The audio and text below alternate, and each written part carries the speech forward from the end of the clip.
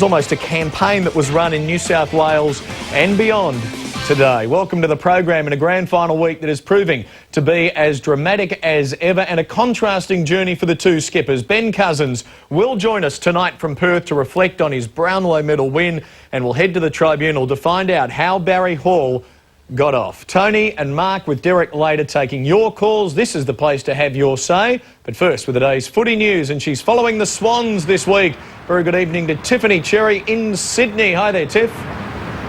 Hi Clinton, yes, good evening and good evening everyone. Cut short my Brownlow medal celebrations last night, jumped on a plane straight to the SCG where I was greeted by a sea of red and white, hundreds of Swan fans streaming into the ground to watch what turned out to be a short, sharp 45-minute session, predominantly a little bit of running. There were 4 main players who didn't join in the running. That was quite significant. They're not injured, but they are a bit sore, and that is Ty Canali, Adam Schneider, Craig Bolton and also Brett Kirk. But good news for Swans fans with Jason Ball, who appeared to injure his left ankle against the Saints on Friday, ran quite freely and didn't seem to be any problem there. But of course there was one notable absentee, and that was their captain Barry Hall, who flew to Melbourne early this morning to contest the charge. Great news for Hall, yet despite the tribunal drama surrounding him, the Swans are adamant it hasn't interfered at all with their grand final preparations this Saturday against the West Coast Eagles.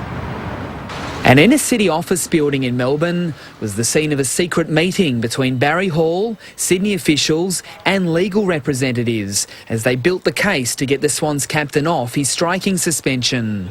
While Hall quietly flew into Melbourne this morning, his teammates were preparing to hit the training track, with the Swans confident the drama wasn't going to be a factor in the build-up to Saturday. Well, it's not really a distraction at all. I mean, this time of year, really, there's probably only going to be about 20 blokes out in the training track this afternoon. We had our review meeting yesterday, which we attended. So really, to be honest, there's, it gets out the way tonight, and it shouldn't be no distraction at all. That being said, Paul Roos was making things clear. He was desperate to have his main man on the field. I'm not going to sit here and say that he's not important to us. He is important to us. He's a great player. He's had a great season. He's All-Australian. Finished, 3rd or 4th in the Brownlow medal, whatever it was last night. So, yeah, clearly he's an important player for us. But if he's not playing, you've got to deal with it, and you've got to work out a way to win regardless. If the incident last Friday night between Hall and Matt Maguire and the subsequent suspension offer from the AFL match review panel had sent shockwaves through Hall's teammates, the players were doing a good job at hiding the effect before training got underway at the SCG. Whatever the outcome is tonight, I think, we'll get on with the job at hand. We're not totally focused on, we're not a one-man team, so I think regardless of the outcome, we should be fine. But at the same time, the Swans realise the enormity of tonight's tribunal hearing. You feel for any person that there's a likelihood of missing a grand final after playing every game of the season. So it would be disappointing from his aspect, for sure. I think everyone's just going to get on with the job at hand, and everyone's pretty positive and pretty confident we should be right.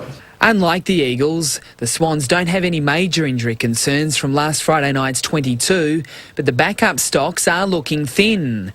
Injuries to Jared McVeigh, Luke Vogels and Jason Saddington in the last week hasn't given Roos much room to move at the selection table. There's probably only, as I said, Jamesy did a hamstring.